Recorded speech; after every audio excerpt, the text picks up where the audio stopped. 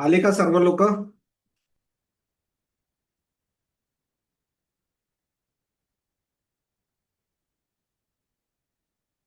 हो sir. Okay, माझा आवाज येत आहे आपल्याला clear? Yes sir, yes sir. Okay. येत आहे पीपीटी सर. दिसत आहे? पीपीटी हो सर. पीपीटी शेअर केलेली आहे, दिसत आहे? Visible sir. ओके हो ओके. सर. एक दोघं लोक मला थोडासा मी विचारलं तेव्हा आन्सर देत जा. बाकी लोक म्यूट करून ठेवा माईक. आपण पटापट, कारण तुमच्याकडे वेळ कमी आहे. वेळ कमी असल्यामुळे तुम्ही माझ्या भाषण प्रवचन ऐकण्यामध्ये तुम्हाला इंटरेस्ट नाही. मी पण तुमचा वेळ जास्त घ्यायला नको, कारण तुमचा वेळ खूप महत्वाचा आहे. शेवटचे 27 दिवस राहिलेले आहे एक्झाम करिता.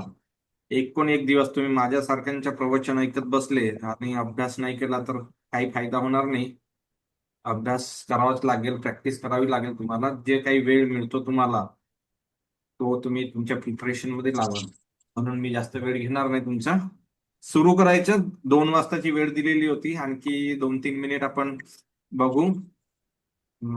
ऑलमोस्ट 53 लोक आले. 100च्या वर तर आपल्या मीटिंग मध्ये येणार नाहीत. जास्त मी काही सांगणार नाही. तुम्ही टाकलेले क्वेश्चन्स, त्यांचे आन्सर, आणि मी मागे एक व्हिडिओ बनवला होता युट्यूबसाठी, त्यामध्ये पण प्रिपरेशन स्ट्रॅटेजी दिली होती. आणि माझ्या माहितीनुसार तो व्हिडिओ बरोबर राहिलेला आहे, एकदम परफेक्ट राहिला. कारण मी 3 महिन्यांची तुम्हाला प्रिपरेशन स्ट्रॅटेजी सांगितलं होतं, त्यानंतर सोडायला सांगितलं होतं. पण मला वाटते आपण मार्च एंडला आपण तो व्हिडिओ बनवला होता. मार्च नंतर एप्रिल, मे, जून, जुलै, ऑलमोस्ट 3 महिनेच मिळाले आपल्याला. आणि त्या 3 महिन्यामध्ये एक्झामची डेट आलेली आहे. तेव्हा आपल्याकडे एक्झामची डेट नव्हती, पण आपण 3 महिन्यांचा प्लॅन बनवलेला होता. वॉटेवर आपण काही असेल ते, एक्झामची डेट आल्याशिवाय आपण प्रिपरेशन करत नाही.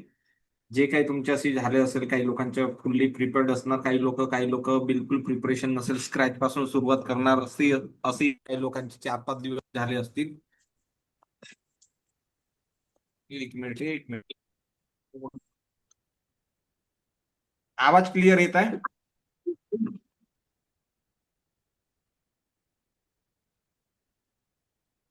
हो सर. ओके. येस सर, आवाज क्लिअर. Okay okay. तर असं आहे, भरपूर लोकांची प्रिपरेशन ऑलमोस्ट 50% लेवलवर पोहोचली असेल. काही लोक 100% एकदा दोनदा रिडिंग्स झालेले असतील. काही लोकांचे एकही रिडिंग नसेल, काहीच नसेल. काही लोक तर आता डेट आली म्हणून आता तयारी करण्याच्या तयारीत असतील. कारण खूप लोकांना वाटलं होतं ऍडव्हर्टाइजमेंटला जास्त दिवस झाले नाही, ऍज कम्पेअर टू ग्रुप एला 2.5 वर्ष लागले होते. तसे तुमच्या केसमध्ये नाही झाला. ऑलमोस्ट काय 8-9 महिनेच झाले ना. मला वाटतं सप्टेंबर 2025लाच ऍडव्हर्टाइजमेंट आलेली आहे. तर जास्त वेळ झालेला नाहीये, म्हणून तुम्ही तितके प्रिपेअर्ड नसणार कदाचित. आणि मला वाटते क्लासेसवाले पण त्यांनी फुल सिलेबस कम्प्लीट केलेला नाहीये भरपूर क्लासेसनी. त्यांना पण वाटलं नव्हतं की इतक्या लवकर एक्झाम येईल. व्हॉट एव्हर, जे काही आपल्याकडे आता वेळ आहे, ऑलमोस्ट 27 दिवस, म्हणजे 1 महिना आहे. 1 महिना इनफ आहे एक्झाम करिता, नॉट मोर दॅन दॅट. तर आपण ते कसं कसं करायचं, कोणासाठी प्रिपरेशन स्ट्रॅटेजी आहे, सर्वांसाठी सारखी राहणार नाही. काही लोक फुल्ली प्रिपेअर्ड आहे, एकदा एक दोन रिडिंग्स झाले आहेत, त्यांच्यासाठी मी वेगळा सांगणार आहे. आणि जे पुन्हा स्क्रॅच पासून सुरुवात करणार आहे त्यांच्यासाठी थोडा वेगळा सांगेन. मग तुमचे जे क्वेश्चन्स होते ते आपण बघू. काही गेस वर्क कसे करायचे, तुक्के कसे मारायचे एक्झाम मध्ये, त्यावर पण डिस्कशन करू. स्टडी मटेरियल काय आहे त्यावर पण डिस्कस करू थोडा. तर सुरू करू आपण.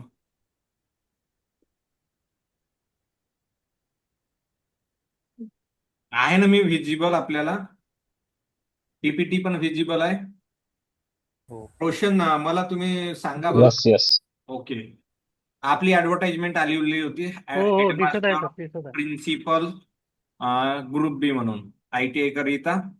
तर त्याबद्दल डिस्कस करण्याची काही जास्त गरज नाही.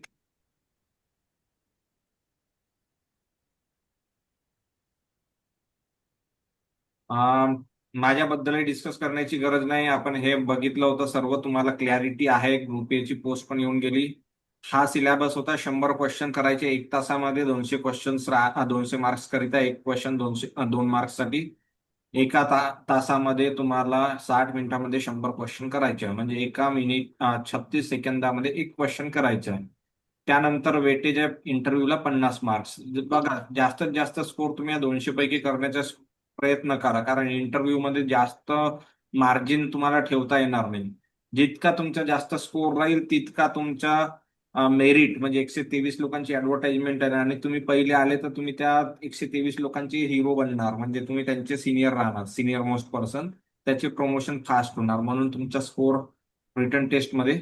पण व्हॉट एव्हर इट इज, तुमच्या हातात नाही आहे. आपण प्री नोशन्स काही ठेवू शकत नाही कोणत्या एक्झाम मध्ये, कारण सर्वात आधी तर आपल्याला सिलेक्शन महत्वाचा असतो, नंतरची मेरिट लिस्ट वगैरे जे काही आहे, सिनियरिटी वगैरे नंतरच्या गोष्टी आहेत. Selection is important for you.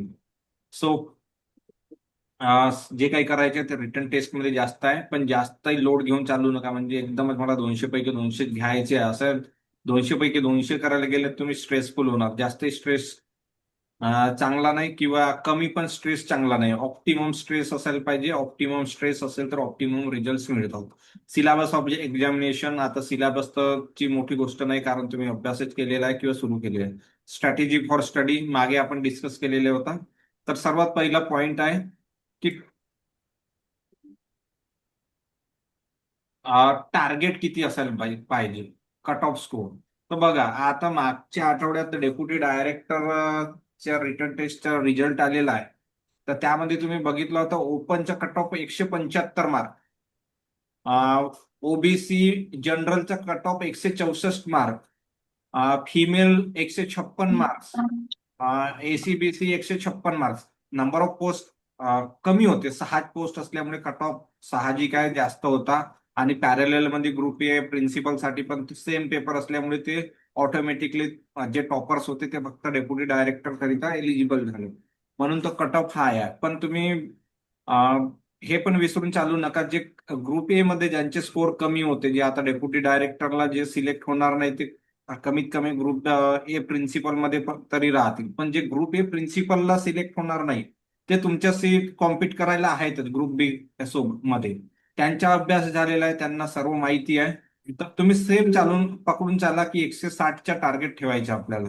जसा डेप्युटी डायरेक्टरचा कट ऑफ लागला त्याच्यापेक्षा 5-10 मार्क कमी जास्त होईल, पण 160चा तुम्ही सेफ स्कोर आहे असं समजून चाला आणि त्याच्यानुसार प्रिपरेशन किंवा अटेम्प्ट असायला पाहिजे एक्झामिनेशन मध्ये. तर 160 मार्क्स घ्यायचे असतील तर किती अटेम्प्ट करावे लागतात, किती करेक्ट क्वेश्चन करायचे आहे? 83 ते 85 करेक्ट क्वेश्चन करावे लागतील. 85 केले तर 170 मार्क येतात, आणि 70 मार्क 170 आलेत काहीतरी निगेटिव्ह तर जातील इनकरेक्ट क्वेश्चनचे. म्हणून तुम्हाला 83 ते 85 करेक्ट क्वेश्चन काढायचे आहेत. म्हणजे तुम्हाला मार्जिन ऑफ एरर किती आहे? 15 ते 17 क्वेश्चन तुम्ही करेक्ट करू शकता आउट ऑफ 100. बघा, कोणाचा तरी माईक सुरू आहे, म्यूट करा सर्वजण. आपल्याकडे वेळ खूप कमी आहे, माझ्यापेक्षा तुमच्याकडे वेळ कमी आहे. तर 83 ते 85 क्वेश्चन करेक्ट काढायचे, म्हणजे 15-16 क्वेश्चनच तुमचे इनकरेक्ट होऊ शकतात किंवा चुकीचे राहू शकतात. एकतर 100 क्वेश्चन अटेम्प्ट करायचे असं समजून चला. Top quality accuracy is required, so need to cover whole syllabus. मग अशी कोणीतरी क्वेश्चन टाकला होता, काही टॉपिक स्किप करता येतील का?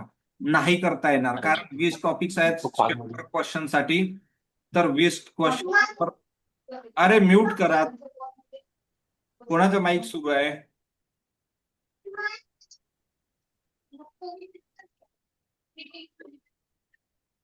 आज 100 क्वेश्चन आहेत, 20 टॉपिक. तर आपण ऑन अन ऍव्हरेज पकडलं तर प्रत्येक टॉपिकवर 5 क्वेश्चन, काही टॉपिकवर 3 क्वेश्चन येणार, तर काही टॉपिकवर मोठे टॉपिक्स आहेत त्यांच्यावर 7-8 क्वेश्चन पडणार. म्हणजे तुम्ही आपल्याला घ्यायचेच 83 ते 85 करेक्ट क्वेश्चन काढायचे आहे, आणि तुम्ही त्यामध्ये पण टॉपिक एखादा स्किप केला तर तुमचे 5 क्वेश्चन आले त्या टॉपिकवर, तर 5 क्वेश्चन तर तुमचे असे फ्री मध्ये गेले ना. म्हणून स्किप करता येणार नाही, हे लक्षात ठेवा. तुम्हाला पूर्ण सिलेबस कव्हर करायचा आहे. Higher the score better will be the rank. आणि तुमच्या रिटर्न टेस्टचा स्कोर चांगला असेल तर इंटरव्ह्यूच्या वेळी तुम्हाला कॉन्फिडन्स जास्त राहील, कारण आपला कट ऑफ पेक्षा स्कोर जास्त आहे. तर तुम्ही म्हणणार की मला इंटरव्ह्यू मध्ये 2-4 मार्क्स कमी पडले तरी चालेल, तर तुम्ही तो एक कॉन्फिडन्स राहील इंटरव्ह्यूच्या वेळी. एक्झाम डेट, मागच्या वेळी आपल्याकडे एक्झाम डेट नव्हती, आज एक्झाम डेट आलेली आहे 16 ऑगस्ट. म्हणजे आज 19 जुलै आहे, आजपासून 31 दिवसांचा जुलै महिना. ऑलमोस्ट 27 दिवस आहेत. 27 दिवस आर मोर दॅन इनफ. मी तुम्हाला आधी सांगितलं होतं 1 महिन्याची प्रिपरेशन आहे या एक्झाम मध्ये. तर ह्या एक एक एक महिन्यामध्ये तुम्हाला किंवा 27 दिवसामध्ये इफेक्टिव्हली पकडून चाला. 4-5 दिवस असे कुठे जातात तुमची तब्येत काही होऊ शकते, कधी कोणत्या पॉवर कट असते, कुठे काही अनसर्टेन गोष्टी होतात, घरी काही कोणाची तब्येत बिघडते, कुठे कोणत्या एकदम क्लोज रिलेटिव्ह कडे एखादा प्रोग्राम असतो, जावंच लागते. तुम्ही आता ऑलमोस्ट एक्सपिरियन्स लोक जॉब करत आहात, तर तुमच्यावर काही ना काही मुलाच्या बाळाच्या काहीतरी जबाबदाऱ्या आहेत. तर हे 27 दिवसामधले मोस्ट इफेक्टिव्हली 22-23 दिवस आहे असे समजून चाला. 4-5 दिवस तुम्हाला मिळणार नाही. तर हे 22-23 दिवस पण इनफ आहेत या सिलेबस करिता. ते आपण कसं इनफ आहेत ते बघू. Focus, discipline and consistent effort. बघा, तुम्हाला आळस करून चालणार नाही. व्हॉट्सॲप, फेसबुक, इंस्टाग्रामवर रील्स पाहण्यात आता वेस्ट करता येणार नाही. हे जे काही दिवस आहेत ते तुम्हाला फुल्ली युटिलाइज करायचे. नो एक्सक्युजेस की मला माझ्या मूड होत नाही आहे, बोर होत आहे, आज मूवी पाहून घेतो, उद्या करतो, असं काही आता ह्या 27 दिवसात चालणार नाही. नो प्रोक्रॅस्टिनेशन, अर्ध्या तासानंतर करतो, 6 वाजताच्या जागी मी 8 वाजता उठतो, झोप झाली पाहिजे, ह्या गोष्टी प्रोक्रॅस्टिनेशन किंवा काहीतरी मी दुसरं काही कॉमेडी वाचतो, बघतो, ह्या गोष्टी काही चालणार नाही. Stay committed, trust your preparation, give your best every single day. Fight hard, stay consistent, believe in your self. तुमच्या ह्या 27 दिवसात होऊन जाते. तुम्ही 16 तारखेला एकदम कॉन्फिडन्सने एक्झाम सेंटरवर गेले पाहिजे अशी प्रिपरेशन करा. भरपूर लोकांचे सेंटर्स कदाचित तुमच्या घरापासून दूर असतील, 300-400 किलोमीटर. काही लोकांना आता काय एक्झाम सेंटर ऍडमिट कार्ड आलेलं नाहीये ना. तर ऍडमिट कार्ड कसं येणार? तुमचा जो सेंटर आहे, तुम्ही भले पुण्यामध्ये राहत असणार, पण तुमच्या होम ऍड्रेस जर गडचिरोली डिस्ट्रिक्टचा आहे तर तुम्हाला सेंटर नागपूर मिळेल. तुमच्या जर होम ऍड्रेस अकोल्याचा आहे तर तुम्हाला अमरावती सेंटर मिळेल. तुम्ही भले पुण्यामध्ये राहत असणार किंवा मुंबईमध्ये राहत असणार, तर त्यावेळी तुम्हाला काय ट्रॅव्हल करावं लागेल. 1-2 दिवस ट्रॅव्हलिंग मध्ये जाणार तुमचे. तो एक दिवस घेऊन चाला. तर ती एक बाब लक्षात घ्या. सकाळी 9 ते 10 पेपर आहे, म्हणजे तुम्हाला होऊ शकते तुम्ही भले तुमच्या 100-200 किलोमीटरवर असेल सेंटर तुमच्या सिटी पासून. जसा एखादा पर्सन आहे यवतमाळ मध्ये राहतो आणि त्याला अमरावती सिटी मिळालेली आहे, तर ते सकाळी त्याला ट्रॅव्हल करणे पॉसिबल होणार नाही. तर त्यावेळी पण थोडंसं तुम्ही प्लॅन करा. Your success start today. तुमच्या आजपासून करायचं. मला माहित आहे तुमच्यापैकी भरपूर लोकांनी प्रिपरेशन स्टार्ट केलेली आहे, पण आपण सर्वांचा विचार करून चालू.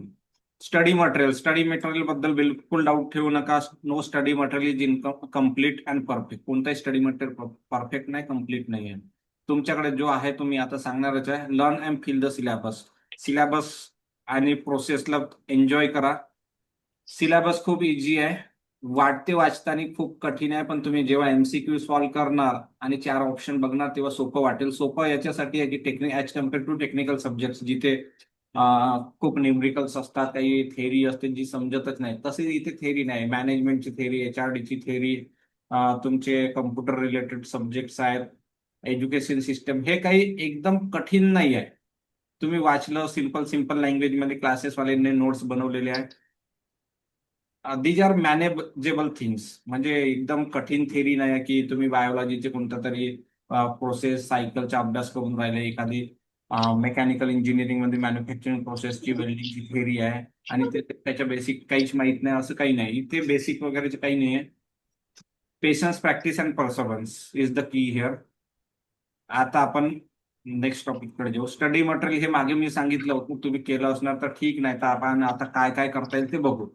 ठीक आहे, हे मागच्या वेळी आपण बघितलं होतं. आता 27 दिवसांवर फोकस करू आपण. Last 27 days strategy for MPSC ITI examination. 16 तारखेला एक्झाम आहे 9 वाजता. मोर दॅन इनफ 27 दिवस. तुम्हाला ह्या 27 दिवसांमध्ये काय करायचं आहे? मॅक्सिमम रिव्हिजन करायची आहे, प्रॅक्टिस करायची आहे आणि अॅक्युरेसी कशी मेंटेन करता येईल त्यावर फोकस करायचा आहे. तर बघा, सर्वात पहिले तर काही लोक आहे आपल्यापैकी, आता किती लोक जॉईन आहे? 83 लोक आहे. 83 मध्ये किती लोक फुल्ली प्रिपेअर्ड आहे मलाही माहिती नाही, पण मी समजून चालतो की भरपूर लोकांचा बघितलं, मला मेसेजेस येतात, व्हॉट्सअप येतात, त्यांची प्रिपरेशन व्यवस्थित सुरू आहे, त्यांच्या 1-2 रिडिंग्स पण झालेले आहेत. तर मी त्यांच्यासाठी सांगतो. नंतर ज्यांची काहीच तयारी नाही आहे त्यांच्याबद्दल पण सांगतो.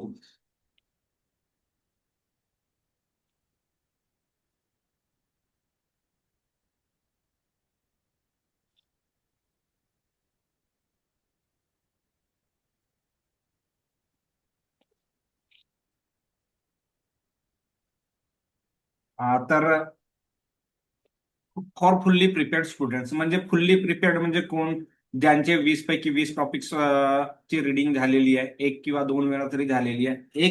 एक वेळा पण झाली असेल तुमची रिडिंग 20 टॉपिक्सची, तरी तुम्ही फुल्ली प्रिपेअर्ड आहात असं मी समजून चालतो, कारण it is more than enough.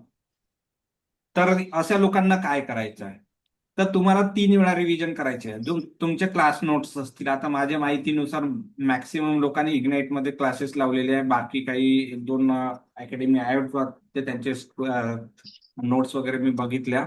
पण आता इग्नाइट असतील, बोधनिधी असेल, कोणते क्लासेस असतील, त्यांच्या तुम्हाला 3 वेळा नोट्स मिनिमम वाचायच्या आहेत.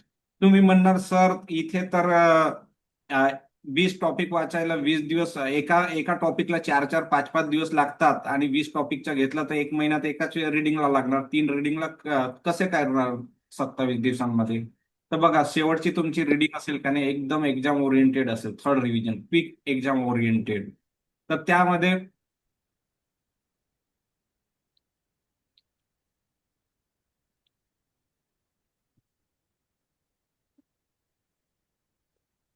एक मिनिट.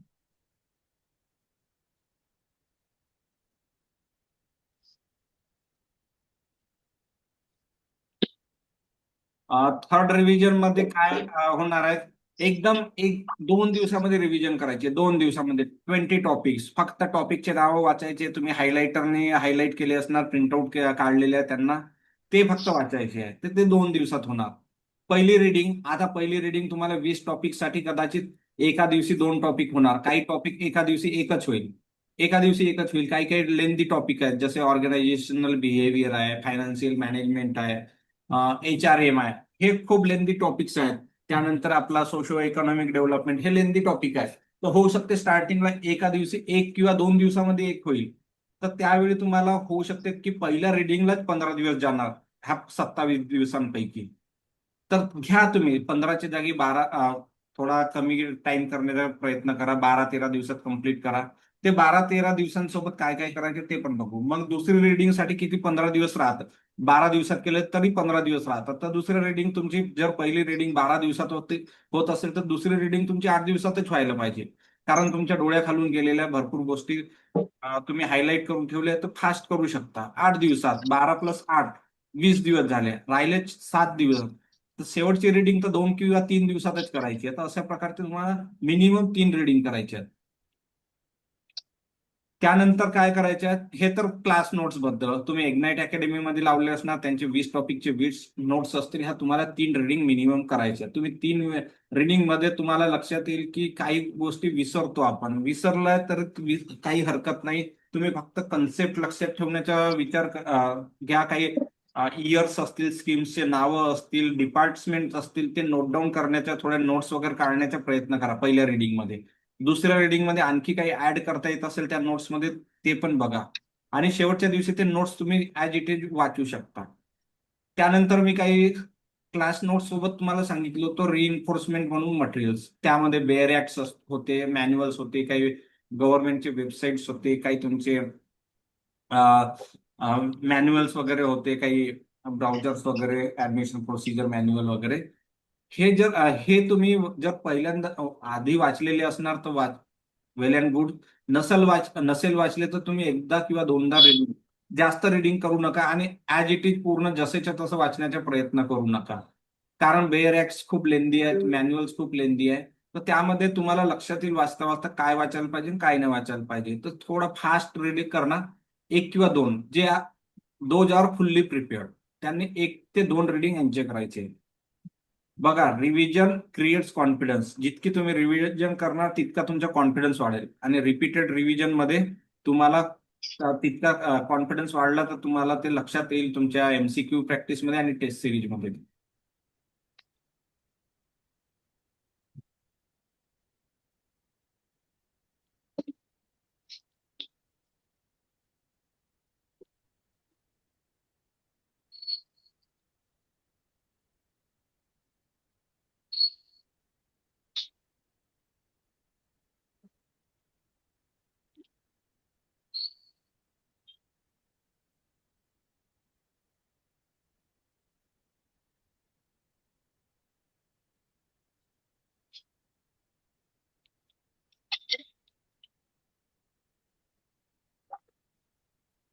तर हे फुल्ली प्रिपेअर्ड साठी आहे. त्यानंतर डेली प्रॅक्टिस काय करायचं आहे, तुम्ही जसे क्लास नोट्स वाचतात, education system in India, vocational education in India, तुमच्याकडे तुमच्या क्लासेसनं तुम्हाला एमसीक्यूज दिले, ऑलमोस्ट 50 क्वेश्चन किंवा 100 क्वेश्चनचे एमसीक्यूज दिले. ते एमसीक्यू करायला किती वेळ लागतो? जास्तीत जास्त हार्डली 1 तास लागेल, 1 तास. तर तुम्ही टॉपिक केल्यानंतर एमसीक्यू करा. तर एमसीक्यू झाल्यानंतर कधी करायचे आणि कोणत्या टॉपिकचे करायचे? एमसीक्यू प्रॅक्टिस मध्ये काय करायचं, जर तुम्ही एज्युकेशन सिस्टम इन इंडिया केलं, आज टॉपिक ए समजवतात, त्याचेच लगेच थिअरी वाचल्यानंतर लगेच त्याचे एमसीक्यू नका करू. कारण ते एमसीक्यू पटकन सॉल्व्ह होतील, कारण तुम्ही ऑलरेडी जस्ट तुम्ही थिअरी वाचलेली आहे, तर ते एमसीक्यू सॉल्व्ह होतील. त्यामुळे तुमचा फायदा जास्त होणार नाही. तुम्ही त्याऐवजी दुसऱ्या टॉपिकचे एमसीक्यू करा. आणि टॉपिक बी वाचला असेल तर टॉपिक सी चे तुम्ही एमसीक्यू करा. लगेच जो वाचलेला थेरी वाचलेले त्याच टॉपिकचे एमसीक्यू करू नका. त्यामुळे काय होईल, तुमचं रिटेन्शन पॉवर हे वाढेल. म्हणजे 2 टॉपिक ऍट अ टाइम तुमचे प्रिपेअर होतील. आणि तो तुम्ही म्हणता की विसरतो तर एमसीक्यू तुम्ही एकदा एमसीक्यू वाचायला गेले तर तुमचे भरपूर कन्सेप्ट रिवाइज होतात, किंवा तो जे काही की पॉइंट्स होते ते लक्षात येतात. आणि एमसीक्यू नाही जमले तर तुम्ही काय थोडेसे गुगल वगैरे करून ते थोडी थेरी रिवाइज करणार. म्हणून आफ्टर थेरी लगेच त्याच टॉपिकचे तुम्ही एमसीक्यू करू नका, दुसऱ्या टॉपिकचे. म्हणजे एका दिवसामध्ये तुमचे 2 टॉपिक होऊ शकतात. त्यानंतर टेस्ट सिरीज. आता भरपूर लोकांनी क्लासेस लावले नसेले लावले, तर तुम्ही टेस्ट सिरीज जॉईन केलेले असणार. तर टेस्ट सिरीज तुम्ही हमखास द्या, रोज. कारण तुम्हाला ऑनलाईन एक्झाम द्यायची आहे, तो प्लॅटफॉर्म सोबत तुम्हाला एकतर फॅमिलियर राहता आलं पाहिजे. आणि एमसीक्यू मध्ये नवीन क्वेश्चन, टेस्ट सिरीज मध्ये नवीन क्वेश्चन्स येतात. ते नवीन क्वेश्चन पण तुमच्या नॉलेजमध्ये काहीतरी भर घालतात. त्यामुळे तुम्ही टेस्ट सिरीज द्या. टाइम मॅनेजमेंट लक्षात येतो आपल्याला. किती तुक्के मारायचे, कसे मारायचे, त्याची पण प्रॅक्टिस होते. अनालिटिकल स्किल येत आहे. एलिमिनेशन मेथड्स आपण प्रॅक्टिस करू शकतो. तर test series is very important. आता माझ्या माहितीनुसार इग्नाइट वाल्यांकडे खूप सारे टेस्ट आहेत, 70+ टेस्ट आहेत. त्यामध्ये फुल सिलेबसचे मला वाटते मागच्या वेळी 5-6 होते, आमच्या वेळी.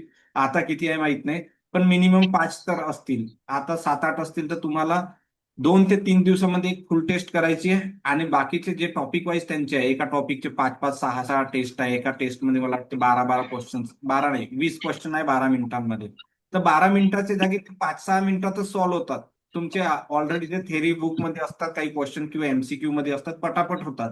तर ते अर्धा तास तुम्ही एका दिवसात 5 टेस्ट दिले प्रत्येक टॉपिकचे, ऍज ए एमसीक्यू प्रॅक्टिस असं समजून चला टेस्ट सिरीज. तर ते तुम्ही डेली कुठेही ऑफिसमध्ये असले तरी एखादी टेस्ट करून टाकायची, 10 मिनिटात होऊन जाते. नंतर त्याचे आन्सर चेक करायचे थोड्या वेळाने. तर हे टेस्ट सिरीज तुम्हाला आता ऑफिसला सुट्ट्या नसतील तर ऑफिसमध्ये तुम्ही प्रॅक्टिस करू शकता. कुठे बसमध्ये बसल्या तर टेस्ट सिरीज देऊ शकता. कुठे चालता फिरता, कुठे टीव्ही पाहता ब्रेक घेतला, काही जेवण झाल्यानंतर ब्रेक घेतला, त्यावेळी टेस्ट सिरीजची प्रॅक्टिस करा. मोबाईलमध्ये असतीलच तुमचे ऍप, तिला ती टेस्ट करा. तर टेस्ट सिरीज डेली प्रत्येक तुम्हाला ऑलमोस्ट 20 टॉपिकचे 5-5 टेस्ट आहेत, सब्जेक्ट वाईज, टॉपिक वाईज. ते करा. 2-3 दिवसानंतर फुल लेंथ टेस्ट सिरीज द्या. तुम्हाला स्कोर किती येऊ द्या, 120 येऊ द्या, 100 येऊ द्या, 150 येऊ द्या, 170 येऊ द्या. जितका तुमचा स्कोर चांगला येईल तितका तुमचा कॉन्फिडन्स वाढत जाईल. जितका स्कोर कमी येईल तितका तुम्हाला वाटेल काही विकनेसेस आहेत ते इम्प्रूव्ह करायला पाहिजे. त्यानुसार तुम्ही विकनेसेसवर पण वर्क करा. तर टेस्ट द्यायची आहे. मी पूर्ण टेस्ट दिले होते. माझ्या आजपर्यंतचा रेकॉर्ड आहे की मला टेस्ट खूप आवडतात. म्हणजे टेस्ट सिरीजच खूप इम्पॉर्टंट आहे. मी गेटमध्ये पण 5-6 वेळा ची एक्झाम काढली, तर मी टेस्ट सिरीजवर जास्त फोकस केलं होतं. कारण ते तुम्हाला रिअल लाईफ एक्सपिरियन्स देतात. आणि त्या रिअल लाईफ एक्सपिरियन्स मध्ये आपल्याला भरपूर गोष्टी शिकायला मिळतात. Best sources study material. आता भरपूर लोकांकडे स्टडी मटेरियल आहे की नाही माहित नाही. नसेल तर डायरेक्टली कोणत्या तरी मित्राकडून घ्या, नाही तर कोणाला सांगा. लास्ट मोमेंटवर एखाद्या क्लासेसचे, जसं इग्नाइट अकॅडमीचे 20 टॉपिक्स आहेत, 20 टॉपिक्सचे पटकन पीडीएफ घेऊन घ्या, प्रिंटआउट काढा आणि लगेच तयारीला लागा. शेवटच्या 20 दिवस आहे असं समजून चला ना, 1-2दा तर रिडिंग करा. क्लास नोट्स बेस्ट आहेत. एमसीक्यू प्रॅक्टिस, जे क्लासेसवाल्यांनी एमसीक्यू दिलेले आहेत तुम्हाला शिकवलेले तेच करा. त्यानंतर त्यांनी काही डेप्युटी डायरेक्टर एक्झामिनेशनचे क्वेश्चन्स करून घेतले.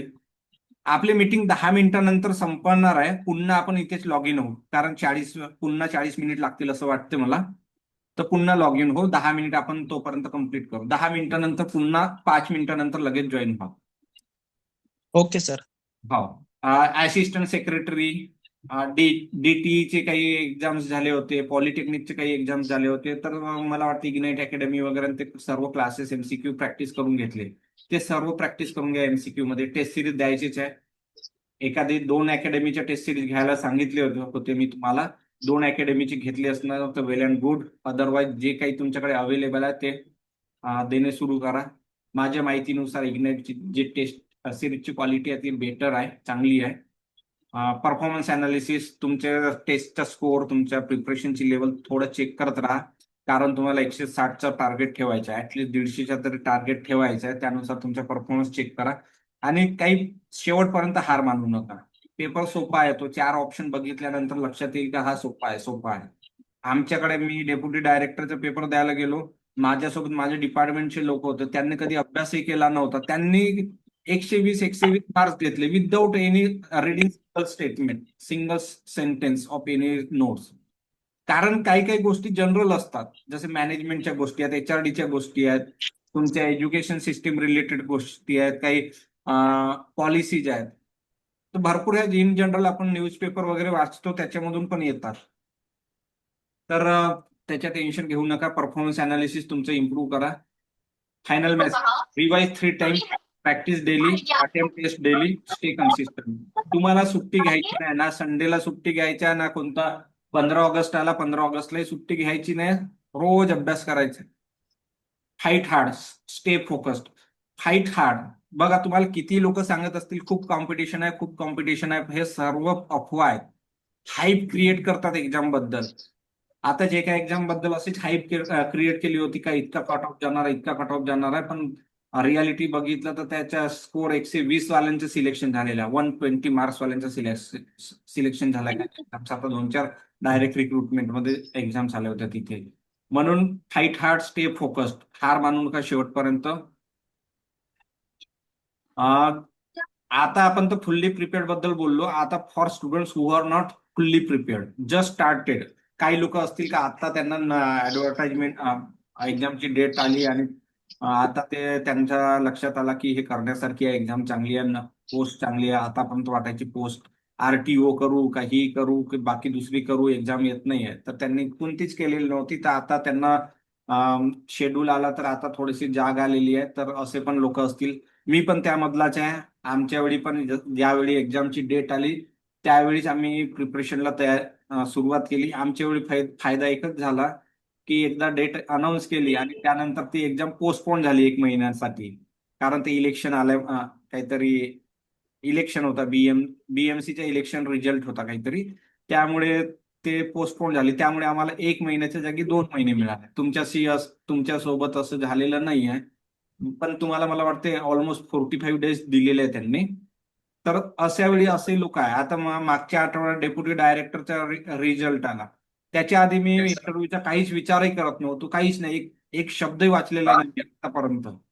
पण ते आता रिझल्ट आल्यानंतर वाटते की करायला पाहिजे इंटरव्ह्यूची तयारी. एकदा आलाच आहे, झालेलाच आहे, ते इंटरव्ह्यूची तयारी करण्यात काय वाईट आहे. तसंच तुम्हाला पण वाटत असेल की एक्झामची डेट आलेली आहे, आपल्याकडे वेळ, तर करायला काय चालतात. अशा लोकांसाठी, those who are not fully prepared, just started, key point सांगतो मी त्यांच्यासाठी. Complete and revise class notes at least 2 times before exam. एक्झामचे तुमच्याकडे नोट्स नसतील तर आज तुम्ही एखाद्या अकॅडमीचे नोट्स घ्या, पीडीएफ घ्या, प्रिंटआउट काढा आणि 2 वेळा रीड करण्याचा प्रयत्न करा. जसं करता येते तसं करा. 2 टाइम्स म्हणजे काय, तुमच्याकडे पहिल्या रिडिंगला 20 दिवस आहेत, दुसऱ्या रिडिंगला 5-6 दिवस आहे, असं समजून चला. दुसऱ्या वेळी रिव्हिजन, जे व्हायचे ते होईल. जर तुमची अंडरस्टँडिंग चांगली असेल, कन्सेप्ट चांगले असेल, तुमचे बेसिक चांगले असतील, तुमची ग्रास्पिंग पॉवर चांगली असेल, तर 27 days are more than enough. तुम्ही जर आजही सुरू केलं तरी, म्हणून टेन्शन घेण्याचं कारण नाही. Revise bare act manual and website once if time permits. Bare act सांगितले होते, काही आरटीआय ऍक्ट होता, राईट टू सर्व्हिस ऍक्ट होता, तुमचे फॅक्टरी ऍक्ट आहेत, अप्रेंटिसशिप ऍक्ट आहेत. ह्या गोष्टी आहेत, हे वाचायला पाहिजेत. पण आता तुम्ही तर हे क्लास नोट्सच तुमच्याकडून वाचणं होत नाही, तर हे गोष्टी जर होत असेल तर तुम्ही वाचा, नाही तर सोडून द्या. तुमच्या क्लास नोट्स मध्ये काही गोष्टी इन्क्लुडेड आहेत, म्हणून टेन्शन घेण्याचे काही कारण नाही.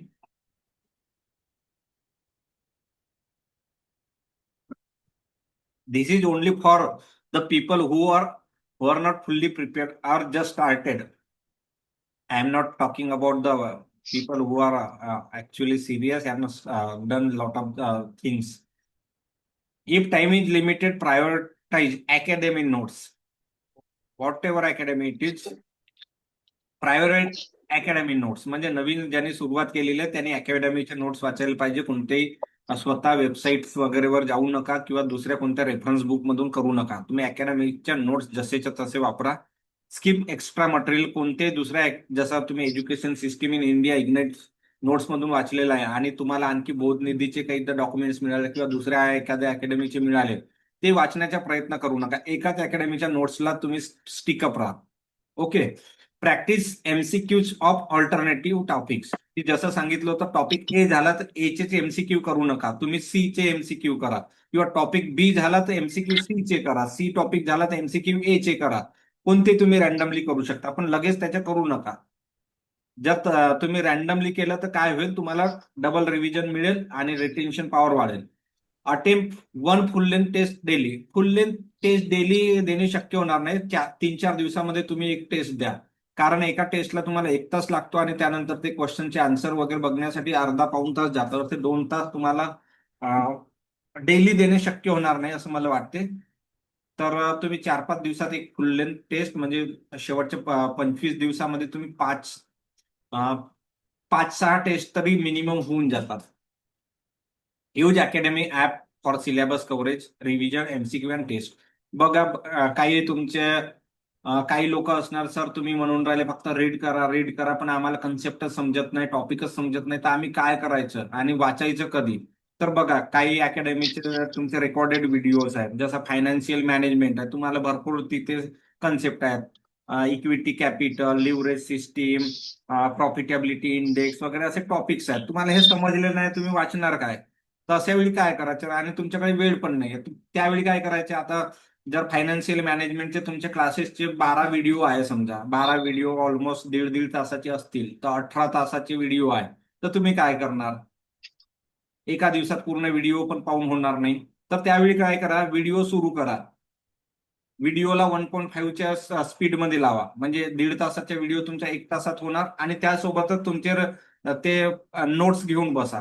त्यांनी टॉपिक सांगितलं ते त्याच वेळी तुम्ही नोट्समध्ये अंडरलाईन किंवा हायलाईट करा, म्हणजे तुमचे रिडिंगही होत आहे, तुमचे कन्सेप्ट व्हिडिओ पाहिल्यानंतर कन्सेप्ट पण क्लिअर होतील.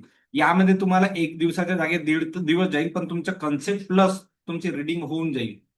तर अशा प्रकारे तुम्ही करू शकता. आणि त्यानंतर जे हायलाईट केलेले पॉइंट्स आहेत ते तुम्ही पुन्हा रिव्हिजनच्या वेळी कामात येतील, तेव्हा व्हिडिओ बघण्याची गरज नाही. तर अशा प्रकारे तुम्ही रेकॉर्डेड व्हिडिओचा कन्सेप्ट क्लिअर आणि सिलेबस कव्हरेजसाठी वापर करू शकता.